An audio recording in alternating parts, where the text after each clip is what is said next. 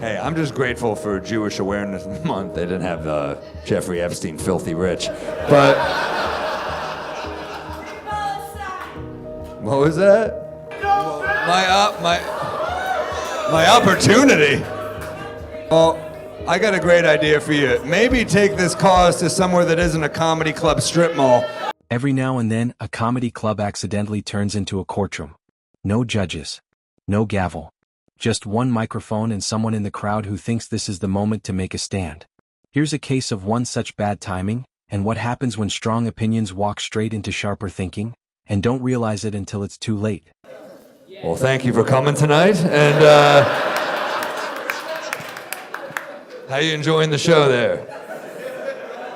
What? We are enjoying that show. That was a weird time to scream that out, though, huh?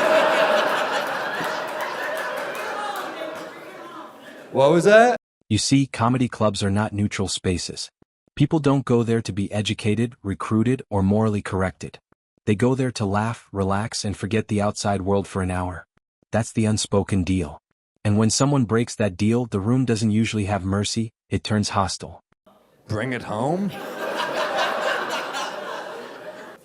tell. Let's see what you got. What is this, America's Got Talent? What the hell? Thanks, Heidi. The comedian is doing his job. He's warming up the crowd, joking about culture, poking at uncomfortable topics in the way only comedians are allowed to. The room is with him. Then suddenly, someone in the audience decides this isn't about comedy anymore and screams this out. Free Palestine! What was that? Free Palestine! Now, whatever your position is, yelling a slogan in a comedy club is not bravery. It's attention-seeking. It's someone mistaking volume for impact. And the reason it usually backfires is simple. Comedians live for timing, and activists usually ignore it. Can I ask why you chose to scream out Free Palestine after a Jeffrey Epstein joke? Because, you know, as a comic, timing is everything. And hey, I will say this, Omaha is full of surprises. And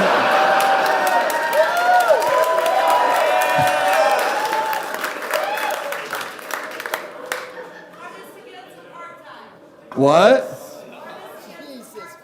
So you're against apartheid? Where's your stance on fucking up my show?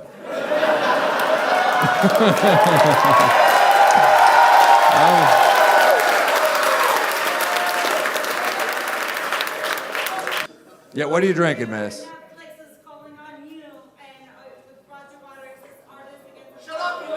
It's okay, we're almost done here. What? Notice how the room goes quiet for a split second. That awkward silence where everyone's thinking the same thing.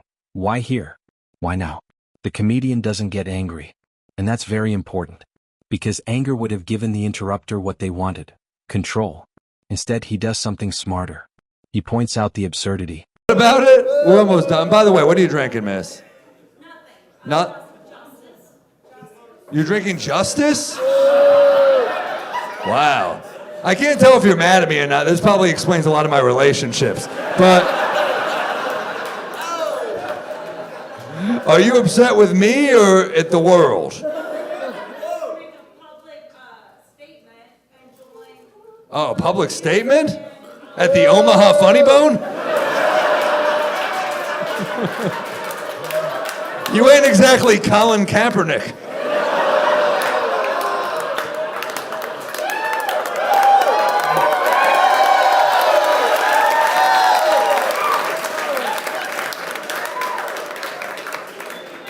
Hold on one sec, I gotta take a sip of some justice here.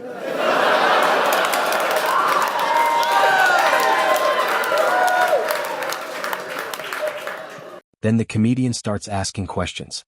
And this is where it really falls apart for the interrupter. Because slogans are easy to shout, but hard to defend under pressure. Questions force people to think on their feet, and most people aren't ready for that. At that point, the activist starts to wobble. And here's something people don't like to admit. Audiences like this don't reward righteousness, they reward competence. Whoever controls the room wins, and in that moment, it's clearly not the person shouting from the seats. It's My opportunity? We are doing for justice against apartheid. Okay, well, I got a great idea for you. Maybe take this cause to somewhere that isn't a comedy club strip mall. And, because I think, hold on, I will say, I think it's very noble that you have your beliefs and that you...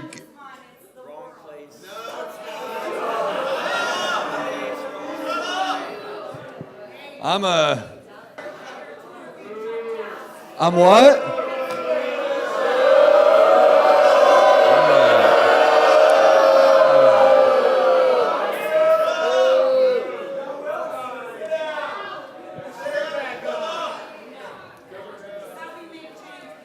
It's all right. I will tell you, don't worry, I'm gonna give you get a longer show. This does. What I actually respected was that the comedian didn't completely dismiss her passion. He even acknowledged that caring deeply about something can be admirable. It shows he's not afraid of ideas, he's annoyed by bad execution. The activist doesn't get remembered for their cause. They get remembered for picking the wrong room. For the show.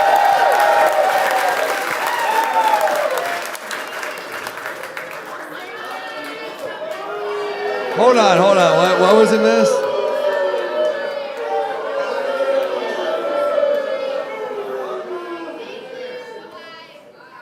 Well,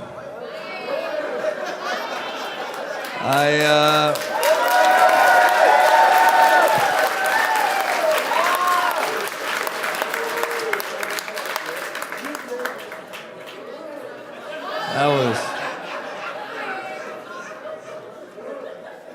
Anyway, dating's weird, and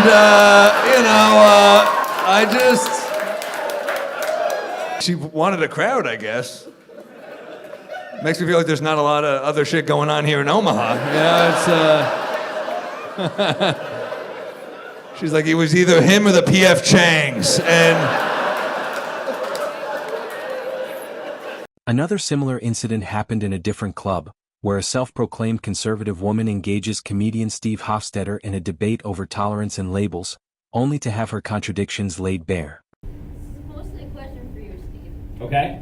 Say you are changing progressive and you seem like you are extremely judgmental for conservatives because you base a lot of your opinions on stuff you see and hear on TV. And By the way, this could also be a question for Jared. when was the last time you actually sat down and had fellowship with your modern conservatives? I have friends who are conservative. I'm very conservative. Yeah. I have a gay daughter. Great. My best friend is gay. Okay. You know, So, are you every conservative? but there's more of us out there than you think. Just because. No, but do you vote? Yes, For who? I voted for Trump. Steve Hofstetter is already talking about politics, already poking at how people misuse labels. Words people cling to without thinking too hard about what they actually mean. The crowd is engaged, but it's still clearly his room, until the woman speaks up from behind. So hold on a second, wait. Who I vote for doesn't make me who I am, but you're judging. Wait, hold on a second, hold on. I'm not judging you personally. I am judging some of your decisions, and your decision to vote for a hate-mongering criminal and are you proud of your vote for Trump? Wait, you voted for somebody whom I think is horrible because he was cheating on his wife when she got killed in the car accident. Who? What? Joe Biden, right? Is this your first day on planet Earth? Hold on a second, hold on. I mean, wait, just a moment. Can I answer your question? Yes. Okay. So, if I am to understand you, you are upset that Joe Biden has been accused of cheating on his wife. And yet... She's not shouting a slogan. She's correcting him. Declaring herself very conservative. Complaining about being judged. Insisting she's tolerant. And at first you might think, okay, this could go either way. Here's where Hofstetter shows why he's good at this. You see where I might be going with this? Now you're taking a subject. I'm not changing the subject. That's what you said. You said I said that most people would be ashamed to vote for Trump seeing what he's done, and you were like, well, Joe Biden was accused of doing this one thing that Trump did over and over and over and over and over again. Doesn't that make you not like Joe Biden? I'm like, look, I don't like Joe Biden. Joe Biden was my 17th choice in the primary. But I would climb over glass to vote for anyone against Donald Trump.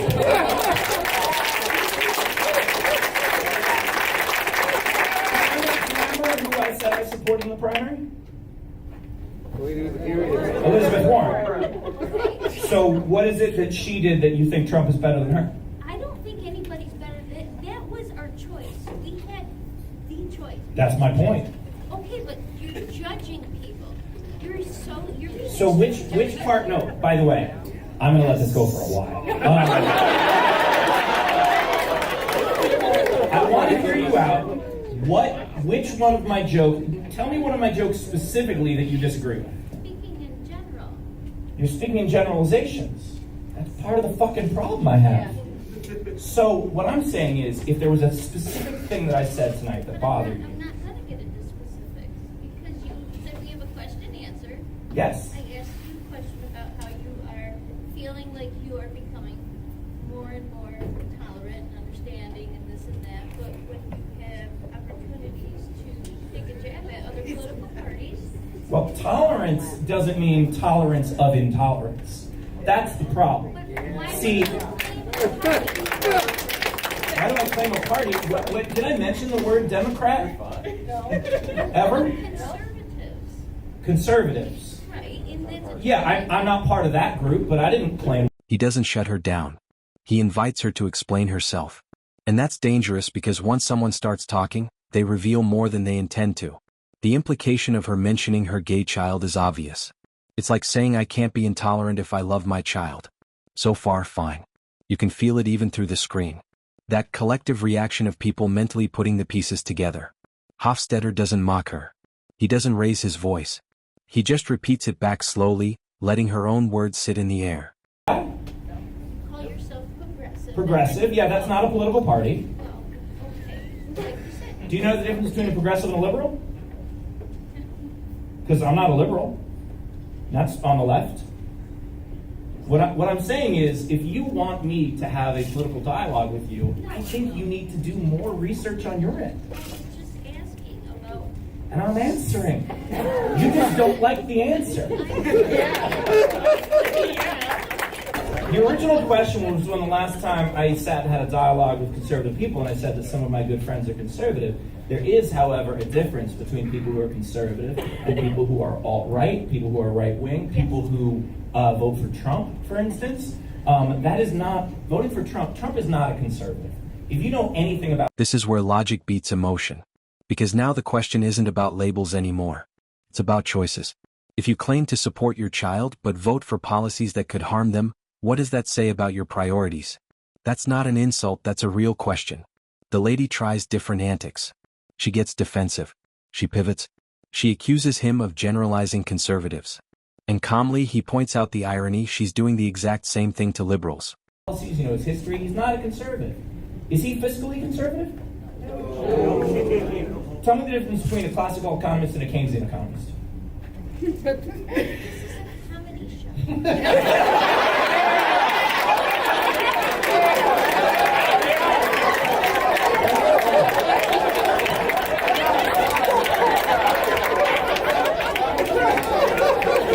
A million comedians could write a million jokes. This is a comedy show, she said to herself in the mirror. I'm trying to be as compassionate as possible, but my point is that you define yourself as a conservative, but you don't know what conservative means. If you knew what conservative means, you would know that classical economist is conservative and Keynesian is progressive. That's a huge difference. Conservative... That's your interpretation, but anything That's not my interpretation. That's the fucking definition. Question, please. No, I'm having so much fun. Don't fucking make me leave this. They are. We're conserving this question. Because here's the thing. The reality of it is, you talked about how, if I recall, your child is gay, right? Yes. Your child is gay. Okay. And you support your child. Absolutely, that's awesome. Do you know that that's progressive? Absolutely. I voted for Democrats. I voted for independents. Okay, so you're middle. Yes, but my party is. This is the part people love to watch because it's familiar. We've all seen it. Someone hates being judged until they're the one doing the judging. Someone hates labels until they're the one using them. That's like Nike being like, why does the brand have to be on the shoe? Just tell me about the shoe.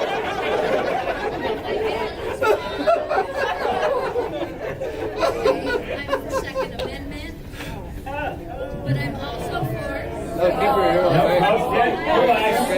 Relax. We're in Syracuse. People are packing, okay? The thing that I truly think is that you are most likely socially progressive. However, I think that you, whether it is because you have decided you don't want to look into it too far or because you're listening to someone else, you haven't researched the differences in what some parties are voting for, what some parties believe, and so you associate yourself with conservatives despite many of your viewpoints having nothing to do with them. And so what I am making fun of in this set, and this is your original question, is that. If this is important to you, and it sounds important to you, it's important enough for you to raise your hand in front of 200 people and go, this is the thing I'm going to say, that makes it seem important, then please, after this, look it up. Find out what it means. And then see if it's still important to you. And that's how it works. And that's how we all. These aren't just owns. They're warnings. If you walk into a space without respecting its rules, you will lose control. If you rely on slogans instead of thinking, you will get exposed. And if your beliefs aren't internally consistent, someone sharper will find the cracks, especially in public. The idea that the ideals that we were given to by our parents or the people we grew up with aren't necessarily the ideals that we have to keep for the rest of our lives. And compassion is important, but compassion doesn't mean being compassionate for hate. And that's where I draw the line. And that's why, fuck Trump. Comedy doesn't create these contradictions. It reveals them. And that's what both hecklers should have thought about before doing what they did. Kindly reach down to the comments and let us know your thoughts. Thanks for watching.